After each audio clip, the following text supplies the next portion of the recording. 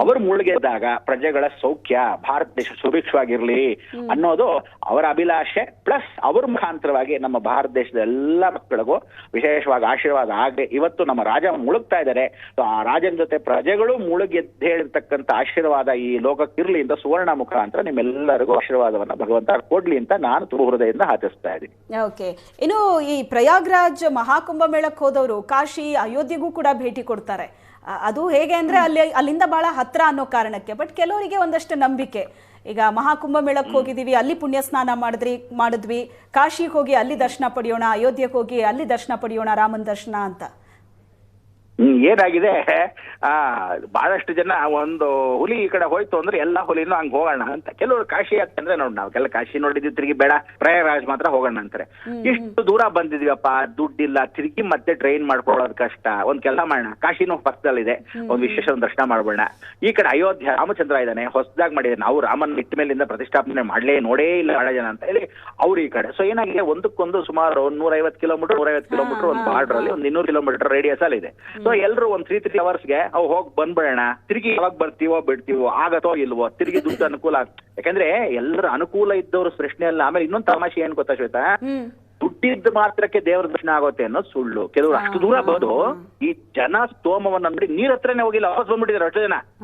Car ತಿರುಗಿಸೋ ನನ್ ಕೈಲಿ ಆಗಲ್ಲ, ಯಾರು ಈ ಜನದಲ್ಲಿ ನಡ್ಕೊಂಡು ಹೋಗ್ತಾರೆ ಅನ್ನೋದು ಇದೆ. ಅಂದ್ರೆ ಯಾರ್ಯಾರು ಪುಣ್ಯತೆ ಲಭ್ಯ ಇದ್ರೆ ಮಾತ್ರ, ಪ್ರಾಪ್ತಿ ಇದ್ರೆ ಮಾತ್ರ ಹೋಗ್ತಾನೆ. ಯಾಕೆ ಅಂದ್ರೆ ಬಹಳ ಜನ ಇವಾಗ ಈ ಡೈವರ್ಷನ್ ಇಲ್ಲೊಂದ್ 1000 ಜನ ಬಂದ್ರೆ ಆ 1000 ಜನ ಅಯೋಧ್ಯೆಗೆ ಹೋಗಿದ್ದಾರೆ, 1000 ಜನ ಕಾಶಿಗೂ ಬಂದಿದ್ದಾರೆ. ಸೊ ಇಷ್ಟು ಜನ ಇಲ್ಲಿ ಎರಡೂ ಕಡೆ ಡೈವರ್ಟ್ ಆಗೋದ್ರಿಂದ ಅಲ್ಲಿ 11 ಕೋಟಿ ಜನ ಸ್ನಾನ ಮಾಡಿದ್ರೆ ಇಲ್ಲೂ 11 ಕೋಟಿ ದರ್ಶನ ಜನಕ್ಕೆ ಬರ್ತಾರೆ, ಇಲ್ಲೂ 11 ಕೋಟಿ ಜನ ದರ್ಶನಕ್ಕೆ ಬರ್ತಾರೆ ಅಯೋಧ್ಯೆಗೆ, ಕಾಶಿಗೆ.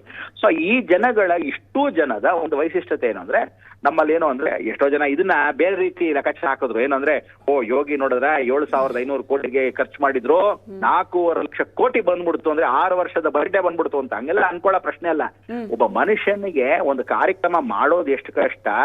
ಅವರು ಸನ್ಯಾಸಿ, ಯಾರೋ ಯೋಗಿ ಆದಿತ್ಯನಾಥ್ ಒಂದು ವಿಶೇಷವಾಗಿರ್ತ ನವನಾಥ ಪಂಥರಿಗೆ ಒಂದು ದತ್ತ ಅವಪಾಸನಲ್ಲಿ ಇರತಕ್ಕಂತ 3 ಸಾಧು ಸಂತನು. ಅವರು ಎಂಪಿಗಳ 3 ಸಲ ಆದ ಮೇಲೆ, ಚೀಫ್ ಮಿನಿಸ್ಟರ್ ಆದ ಮೇಲೆ 2 ಸಲ, ಅವರಷ್ಟು ಏರ್ಪಾಡು ಮಾಡಿಕೊಟ್ಟಿದ್ರಲ್ಲ, ಅದಕ್ಕೆ ಸಂತೋಷ ಪಡಬೇಕು. ಆಮೇಲೆ ಅಂತಹ ಒಂದು ವ್ಯಕ್ತಿ ನಮ್ಮ ದೇಶಕ್ಕೆ ವಿಶೇಷವಾಗಿರ್ತಕ್ಕಂತ ಒಂದು ಒಳ್ಳೆ ವ್ಯಕ್ತಿತ್ವ ನಮಗೆ ಪ್ರಯಾಗರಾಜ್ ಏರ್ಪಾಟ್ ಮಾಡಿದ್ರಲ್ಲ, ಅದಕ್ಕೆ ತುಂಬಾ ಧನ್ಯವಾದಗಳು ಅಂತ ಯೋಗಿಗೂ ಆಗ್ಲಿ, ಪ್ರಧಾನಮಂತ್ರಿಗಳಿಗಾಗ್ಲಿ, ಅದನ್ನ ಪೂರ್ತಿ ಜಾರಿಗೆ ತಂದಿರತಕ್ಕಂಥದ್ದಾಗ್ಲಿ, ಇವರೆಲ್ಲರಿಗೂ ಆರೋಗ್ಯ ಕೊಟ್ಟು ಐಶ್ವರ್ಯ ಕೊಟ್ಟು ಕಾಪಾಡಲಿ ಅಂತ ಮುಖಾಂತರ ಹೇಳ್ತಾ ಅವ್ರಿಗೆಲ್ಲ ತೋರುಪದೆಯ ಲೋಕವೆಲ್ಲ ಸುಭಿಕ್ಷವಾಗಿರ್ಲಿ ಅಂತ ಮುಖಾಂತರ ಹೇಳ್ತಿದ್ದೆ. ಆಮೇಲೆ ಟಿವಿಲಿ ಕಾರ್ಯಕ್ರಮಕ್ಕೆ ನಾವು ನೇರವಾಗೇ ಬಂದ್ಬಿಟ್ಟು ಚೆನ್ನಾಗಿರ್ತಿತ್ತು, ಫೋನ್ ಕಾಲ್ಗಿಂತಾನು ಏನ್ ಮಾಡೋದು. ಆದ್ರೂ ಎಲ್ಲ ಕೂತಿದ್ದಾಗ ಬಂದು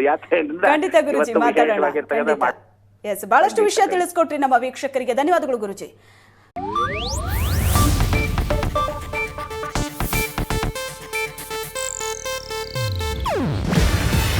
ಇದು ಏಷ್ಯಾನೆಟ್ ನ್ಯೂಸ್ ನೆಟ್ವರ್ಕ್ ಪ್ರಸ್ತುತಿ.